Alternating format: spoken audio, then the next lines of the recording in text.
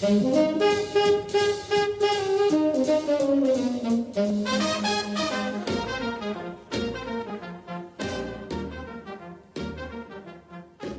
podcast is an invitation to feel and experience the souls of famous old Hollywood homes and to have an in-depth journey to the areas where they're located through interviews with longtime residents. Either you're a fan of old Hollywood in Los Angeles, planning to have a vacation, or, an even bigger step, considering a certain area for your future home. This is your opportunity to receive valuable information and insightful advice you won't find anywhere else. Hello, and welcome to my podcast. Are you in the mood for California? Today we'll explore and feel the Garden of Alla, followed by an interview with incredibly gifted Romy Nordlinger. The Garden of Alla of my mind. And that's all we can do, right? Is to create this place that existed, that was a place of great liberty. I don't know that many places exist or have ever existed since then. I'm sure people could argue and tell me about other places that were known to be such a haven for so many stars and so many great literary figures, and be such a place of liberation. I'm sure there have been some, but this was very unique.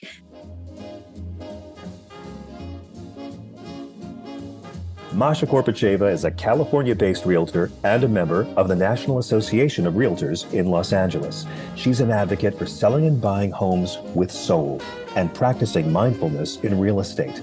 With master's degrees in spiritual psychology and linguistics, Masha brings all of her skills to work with her clients. An intuit and empath, she has touched many lives with her outstanding ability to see beyond the visible and helping to come to better understanding of issues and their resolutions. An adventurous world traveler, from climbing Mount Kilimanjaro in Tanzania to exploring the Galapagos Islands, Masha has a particular passion for the City of Angels. Having landed in this paradise and adopted it as her home, she's been sharing old Hollywood stories since 2007.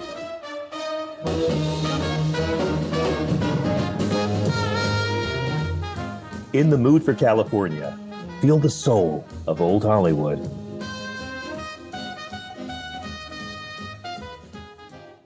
And now, are you ready to experience the Garden of Alla? Snuggled between Crescent Heights and Havenhurst at the east end of the Sunset Strip at 8152 Sunset Boulevard, the Garden of Alla emerged as a bohemian oasis where writers, actors, directors, and producers sought refuge from the prying eyes of the public. Within its charming villas, the Hollywood glitterati unleashed their inhibitions, letting their hair down and reveling in the freedom that the garden offered. Tales of outrageous antics and shameless behavior permeated the air, making the garden a legendary symbol of escapism and excess. From luminaries like Robert Benchley, John Barrymore, and Ernest Hemingway, to the likes of Laurence Olivier, Orson Welles, and Humphrey Bogart, the Garden of Alla became their refuge, their sanctuary, away from the public eye. Initially constructed in 1913 by real estate tycoon William Hay and his wife Catherine, the palatial mansion, then called Havenhurst, boasted 40 rooms, including 12 bedrooms, 4 bathrooms, and a 2-car garage with servants' quarters above. After a few years, Hay grew weary of the property and moved a short distance east. In 1918, Russian actress Alla Nazimova, the godmother of Nancy Reagan and one of Hollywood's highest-paid stars, leased the estate from Hay for $50,000 and eventually purchased it the following year. Nazimova christened her new abode the Garden of Alla, a play on her own name and the popular British novel The Garden of Alla. One notable addition made by Nazimova was the installation of a unique swimming pool shaped like the Black Sea, complete with underwater lights. It became known that Marlene Dietrich even enjoyed indulging in nude swims in this distinctive pool. The Garden of Alla, a nexus of creativity, liberation, and indulgence, was a place where dreams mingled with the scent of jasmine, where legends were born amidst scandal and excess. Alla Nazimova, known for her mesmerizing performances on stage and screen, envisioned a place where artists and free spirits could converge. Nazimova poured her heart and soul into creating a haven where the walls echoed with laughter, passionate conversations, and the clinking of glasses. The Garden of Alla became a place where the ordinary and extraordinary intertwined effortlessly. Once inside, one would be captivated by the ethereal charm of the surroundings. The gardens teemed with exotic flora, their vibrant colors and delicate petals providing a backdrop for the vibrant tapestry of life unfolding within the enclave's walls. Artistic souls found solace in the shade of ancient trees, their branches extending like arms of embrace. The sounds of tickling fountains and birdsong created a symphony of serenity, inviting guests to surrender to the magic of the moment. From Scott Fitzgerald, who penned portions of Tender is the Night within these walls, to Greta Garbo, who sought respite from the harsh spotlight of fame, each nook and cranny held secrets, whispered confidences, and the echoes of dreams. As the sun set behind the hills, the Garden of Alla enveloped its inhabitants, offering a magical world that transcended time and place, and visitors were transported to a realm of make-believe. As Nazimova's stardom waned in the mid-1920s, she transformed the property into a luxurious hotel. On January 9, 1927, the Garden of Alla opened its doors, featuring over 24 villas. The opening night was attended by luminaries such as Marlene Dietrich, John Barrymore, Francis X. Bushman, and Jack Dempsey. However, financial struggles plagued Nazimova, and in 1928 she was forced to sell off her interests in the hotel and relocate to New York City. Nevertheless, she returned to her beloved garden in 1938, renting Villa 24 until her passing in 1945.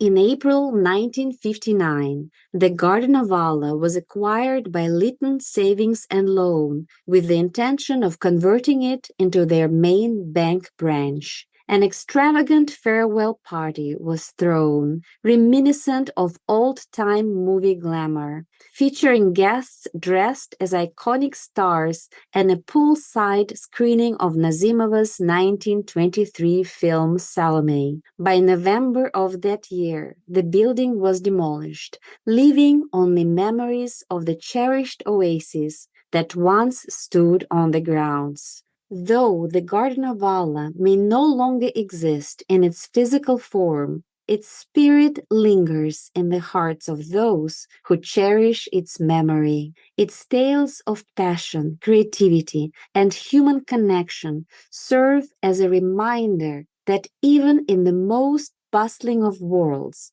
one can find solace and beauty. The Garden of Alla will forever be remembered as a place where the extraordinary was made possible and where dreams blossomed like the flowers in its enchanted gardens. And here we are. Welcome to Old Hollywood. I'm so excited to have incredibly gifted Romy Nordlinger here with me. Romy is a New York City-based actor, playwright, screenwriter, and audiobook narrator. Some recent TV roles include guest and co-starring roles on Bull, Manifest, FBI, and Law and Order. She can be seen in numerous independent films, most recently as Agent Farrow and The Good Egg. Recently, she wrapped the lead role in the soon-to-be-released short film, The Feeling Part, which she wrote based on her stage play of the same name. As an actor, some New York City credits include Ginger in Lancelot by Steven Fechter at Judson, Shakespeare's Slave at the Clurman, and Caligula at the Kirk Theatre Row.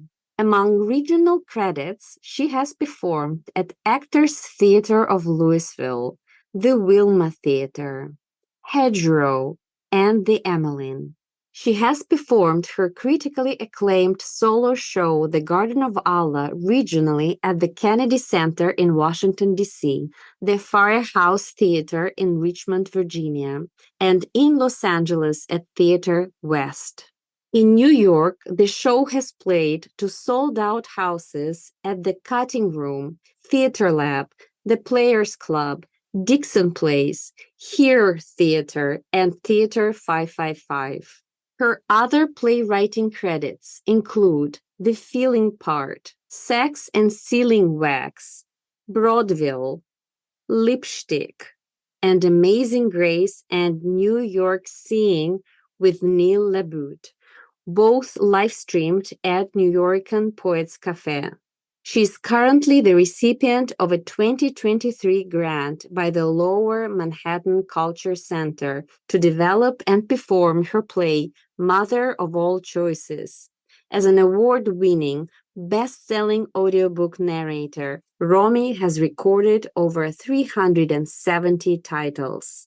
Member of Dramatists Guild and League of Professional Theatre Women. Please check out Romy's website at www.romynordlinger.com and www.gardenofalla.com. Romy will unveil her personal and evocative portrayal of Alla Nazimova and will get a peek into the heart of old Hollywood as seen through her lens. Hello, Romy. Hello, Maria. Oh my God, I'm beyond delighted to have you here with me today to speak about Alla Nazimova. Well, I am delighted to share and to speak with you. And I'm so glad you were at the show. So wonderful.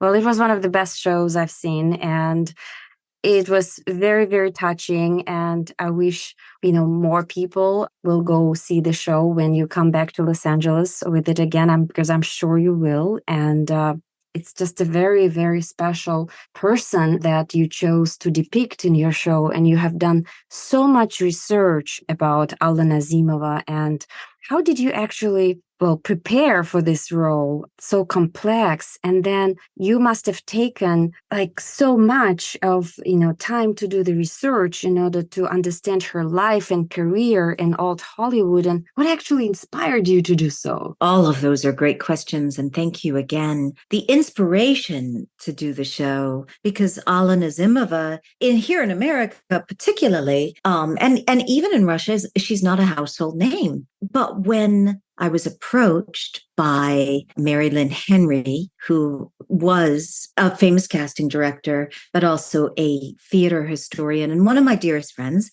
And this was a few years ago. And she was putting together, because she's a theater historian, a show about unsung actresses whose stories have been all but lost. And she mentioned a number of people I could perhaps write about. And all of them were they just didn't seem like me. I just didn't have any repartee. And then she said, oh, I know who, Alla Nazimova. And I thought, who is this? Who? Alla Nazimova? What in the world? And she said, just start reading about her. Just Google her, start with that. And what I couldn't believe, the meteoric success number one that Alla Nazimova was. She was one of the highest paid actresses in Hollywood, silent movies, had her own production company, was a huge Broadway star, had a Broadway theater named after her, was one of the first female writer, directors, and producers in Hollywood.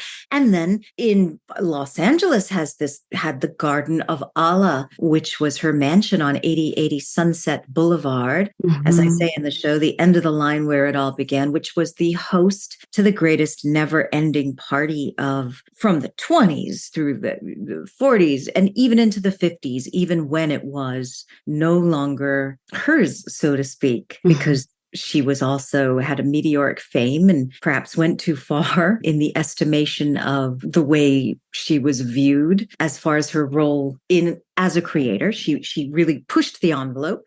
So I guess as soon as I read this amazing, even just a summation, I started to read her biography by Gavin Lambert. And I was just in preparing, I'm putting two questions together, the answer, which is just, I felt an affinity towards her right away. I thought there was more than just this great, because her success was so meteoric and it was so unheard of and so unprecedented, but also her as a human being, I felt sort of that she was a kindred spirit. And so it became a labor of love. And so it didn't feel that it was, I almost feel like she spoke to me, as sort of goofy as that sounds, really, because the kind of person that she was, she saw her life through the lens of art. She was happiest when she was working on something that mattered to her. And because she mattered to me, Alla Nazimova, it too became a labor of love. So it didn't even feel like work. So that's a very long way of kind of trying to answer two questions. So I know I've missed things in that. Well, you said the most important things.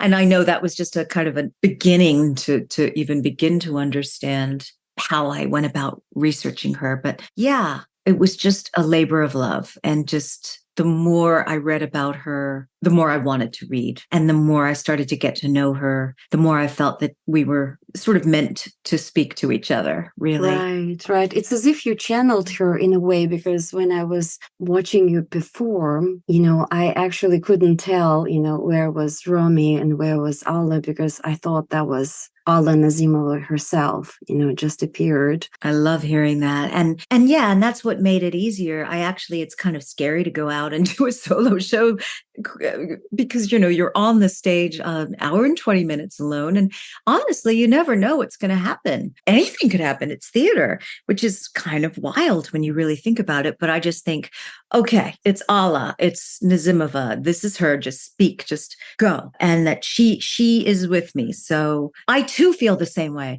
I feel like, okay, it's not just Romy doing the show, it's Nazimova. We're doing it together. And so that helps me get through it. Right. Well, she was a very complex personality and obviously very talented.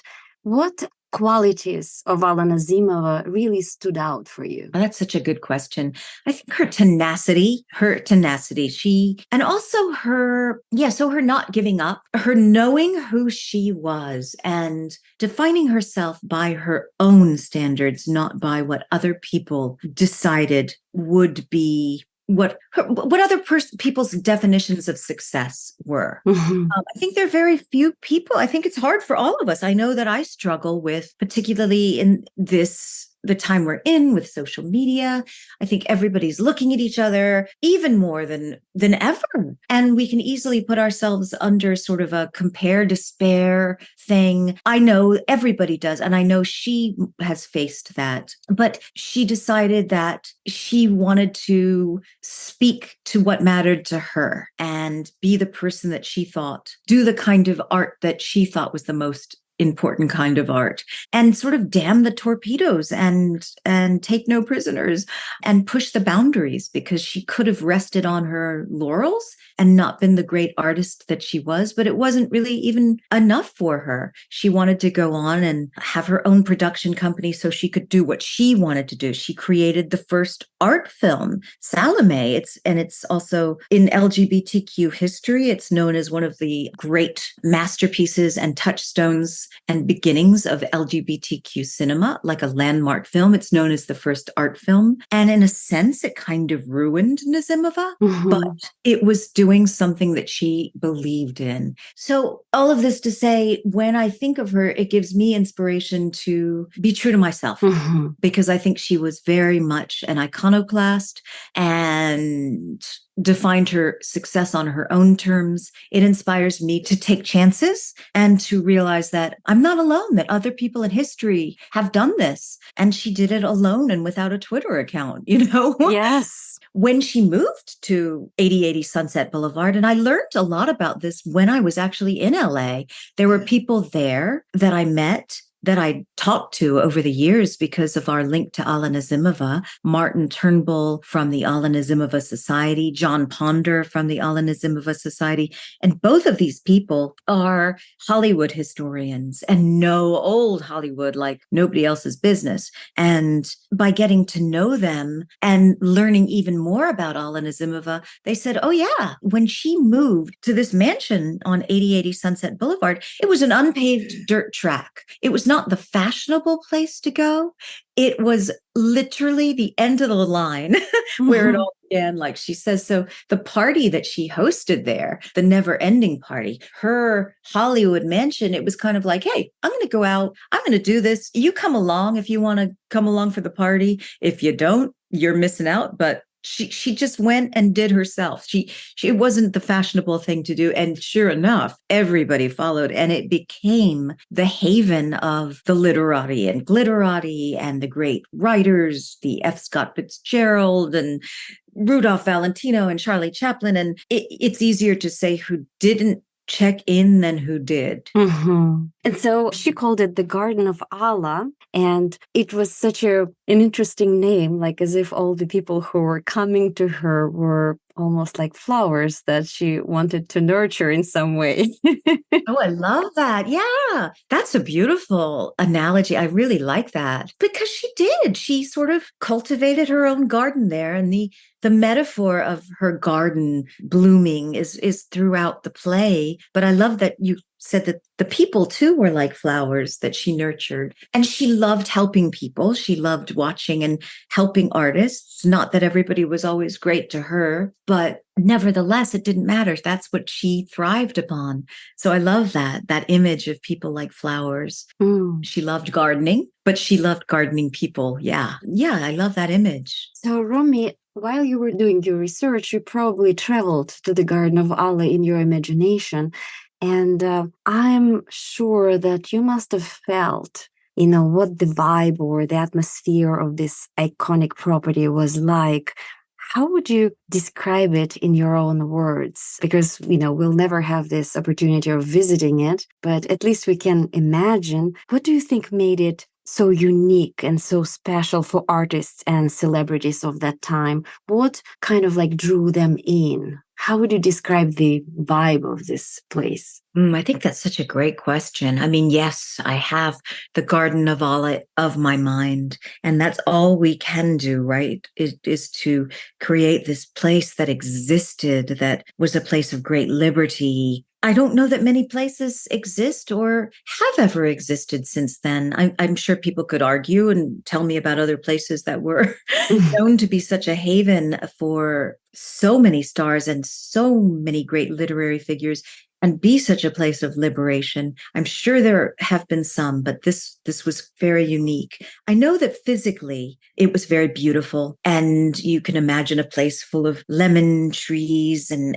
you know that sensorially it must have been just. She designed this place to look sort of like a wild amalgam of ancient Orient to new colonial, lush and gorgeous, and places where people could be alone.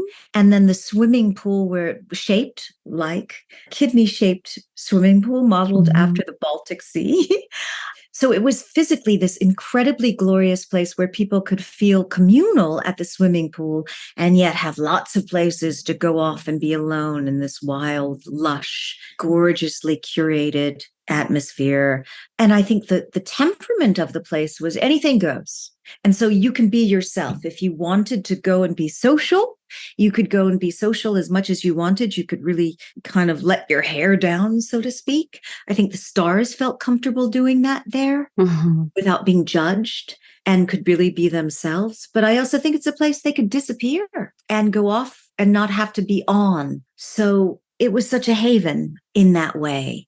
such a particular kind of mixture of being able to be mysterious and yet a place where you could go and write if you were one of those writers and really find creativity, or be as social as you wanted to be. It also hosted this, it was the birthplace of the sewing circle, they called it, which was an all women's gathering. It was a code for lesbian gatherings, which back then was unheard of. So it was called the sewing circle. And the sewing circle was like Tallulah Bankhead was one of the star members. Mm-hmm. It was like this all women's quote, quote, sewing circle, which was Nazimova's brainchild of Alla Nazimova at the Garden of Alla. So she broke a lot of rules.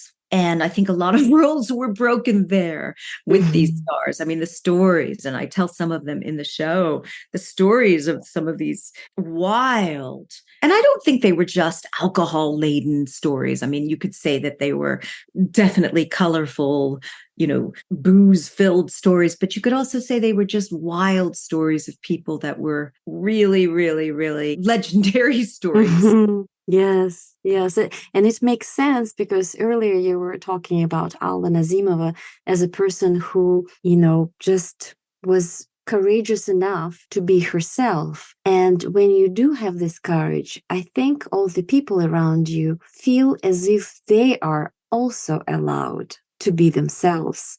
And maybe that could have also been the reason why this place was so popular, because people who came to the Garden of Alla did not have to wear their everyday mask that they wore, in their jobs, professions, whatever they were doing. I think that's so perceptive and so beautifully put, and is akin to what you said about her garden and their like flowers that she's cultivating and watering, and just loves sitting back and watching them bloom. She can, come back and forth and be alone, but she can also come and see this kind of fostering of creativity and a place of liberty, as you said. And interestingly enough, and it sounds tragic to say that she ended up as a guest inside her own mansion, but she did. Yes. The mansion was broken up, and it's a part of the story. And so I shouldn't even have given that away, but it's a beautiful rags to riches, but back to riches of spirit story, in that she didn't see it as she never identified a failure and success on those terms.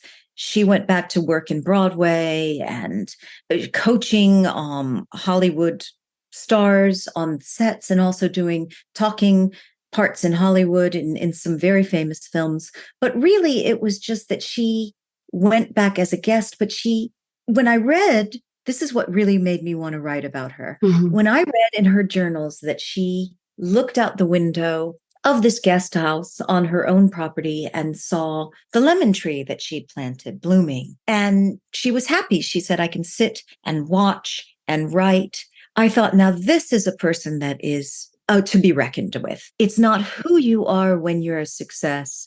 It's who you are inside. To me, that's what she was saying by that. And that's the kind of person that I aspire to be. Not that I always am. And it's very hard, to just keep that belief in yourself. And I'm sure there are moments that Nazimova herself was, grappling, but that overall arching theme of her inner life blooming was what really made me want to write about her and think that this is a remarkable human being. So it was her great success, but it was who she was within times where the whole world wasn't at her feet, so to speak. So watching her garden. Yes. Very true.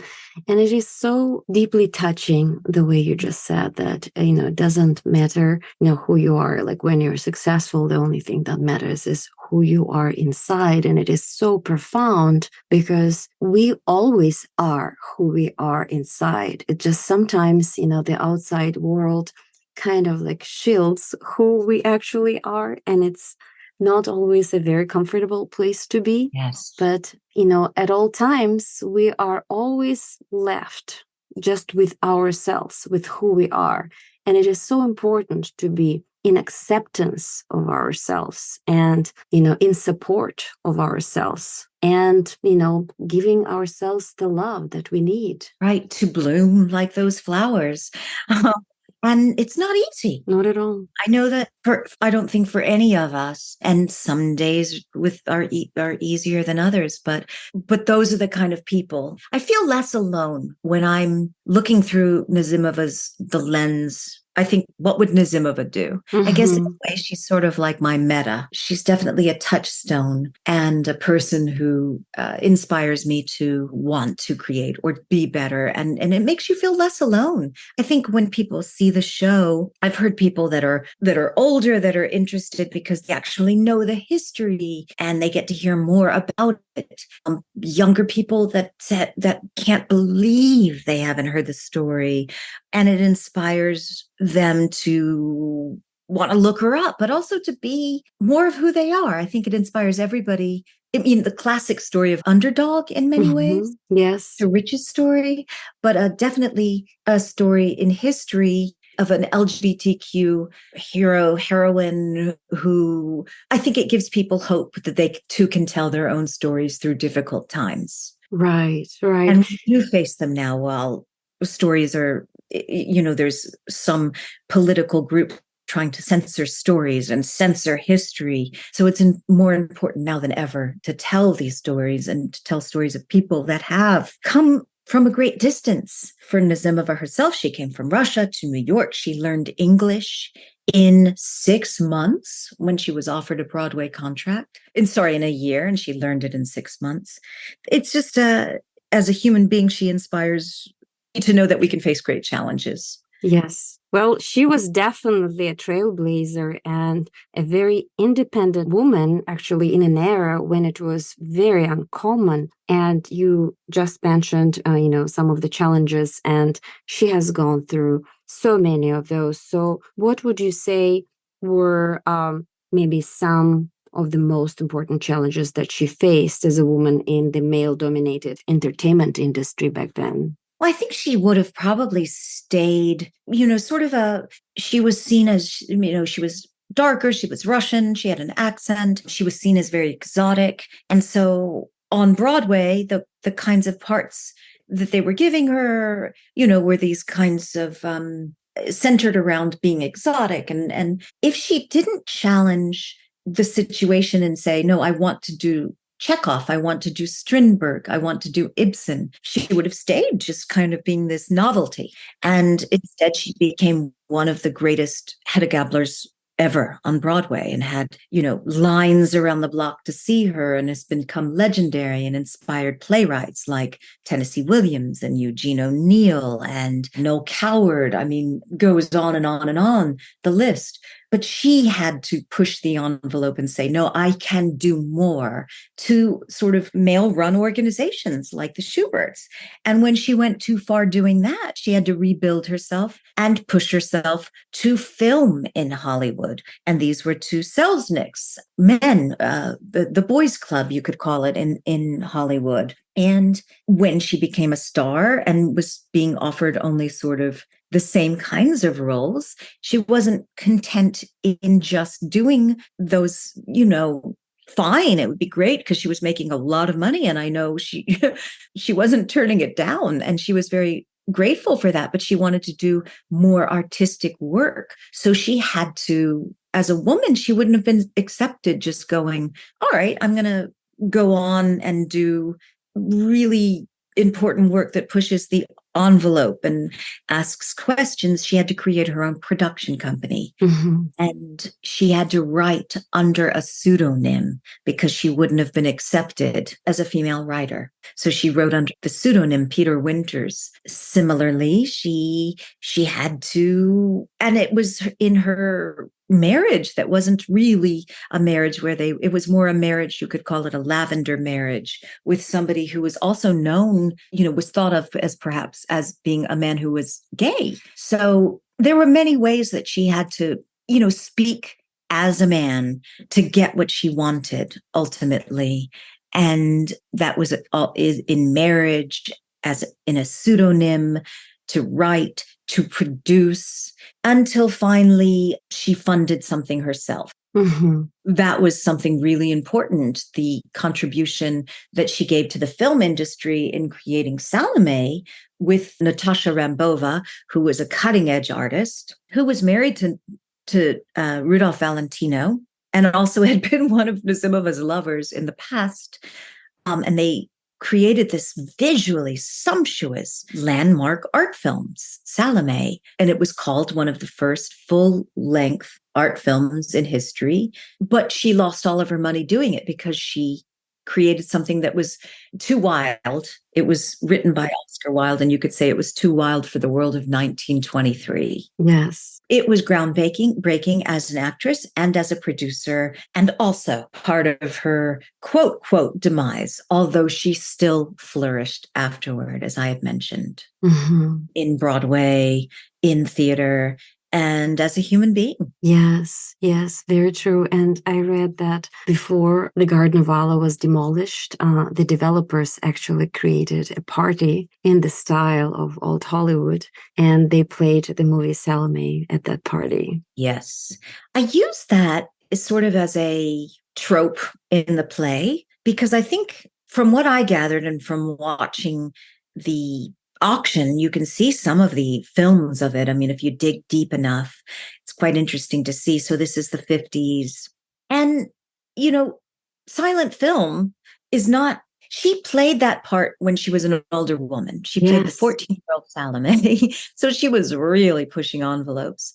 So it was also a bigger language. You're doing silent film. You had to relate with your face. So what she was known in theater, interestingly enough, as being very naturalist, being one of Stanislavski's disciples. She was the queen of naturalism in theater. And yet what remains is a lot of these silent films, which are bigger than life and like too big, perhaps. And particularly in Salome, which is so over the top and so wild because she really pushed the envelope. I think that, it was jeered at and laughed at whilst she was doing this, while they were auctioning off. Right. So I use that in the play as sort of her almost all-seeing ghost, seeing that, being able to kind of come in and see the perception of that beautiful film and how it was too wild, too ahead of its time, and how it was perceived. Yes, very true. And it is such a legacy, that we have now, that we can see with our eyes, because, Alla Nazimova is gone and the Garden of Alla is gone, but we still have some of her movies for us to observe and see, how talented she was and how much she actually accomplished during her, pretty short life. Yeah, and it was a pretty short life. Yeah. And as she said, by opening our eyes to the past, we are better able to see our present. Yes. So she sort of speaks to the ages, and by doing work that was so ahead of its time, wasn't understood then, and we're only just beginning to understand it now, and or to dig through, so to speak, the rubble under the Garden of Alla itself, the structure of it, both as this place on 8080 Sunset Boulevard that people drive by every day and don't even know. Some people know it existed, but a lot of people, most people don't. So we just are beginning to sort through that past to see what kind of stories we get about our times that we're in. Very true. And she's still there. She's still there at 8080 Sunset. And anytime I drive by, I feel her. And the way you brought her spirit to life in your play was absolutely magnificent. And I'm very grateful to you for really, truly embodying Alla Nazimova and her story and letting us all see it at the play. Well, I'm grateful for your reception and for your sensitivity and really getting, the magnitude of this great human being and the Garden of Alla itself. So thank you. You're really lovely, and I really appreciate that. Oh, thank you, Romy, and I appreciate your time, that you took today to talk about Alla Nazimova, and I hope that our listeners will learn at least a little bit about her, but that it will inspire them to learn more about this magnificent woman, and that when you're back in Los Angeles, we'll all be back to see you as Alla Nazimova yet again. Looking forward to that. I'm looking forward, absolutely. And Nazimova's story is so important. So thank you. Thank you, Romy. Thank you so much. Bye-bye. Bye-bye.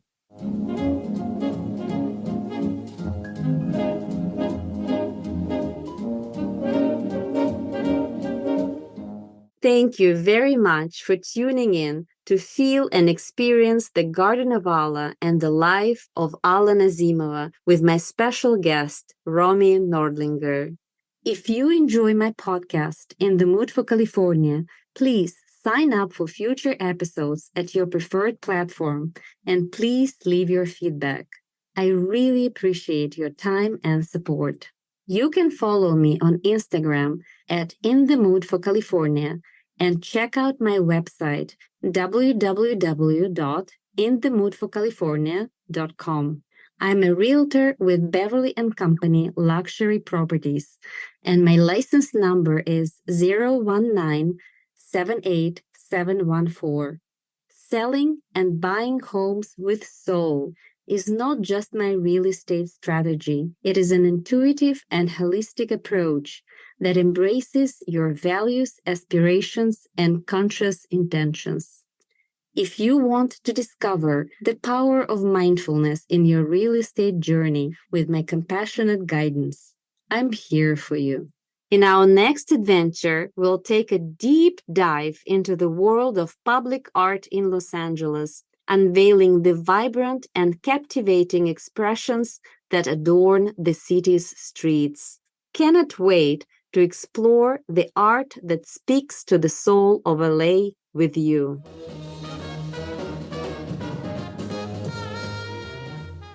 In the Mood for California, feel the soul of Old Hollywood.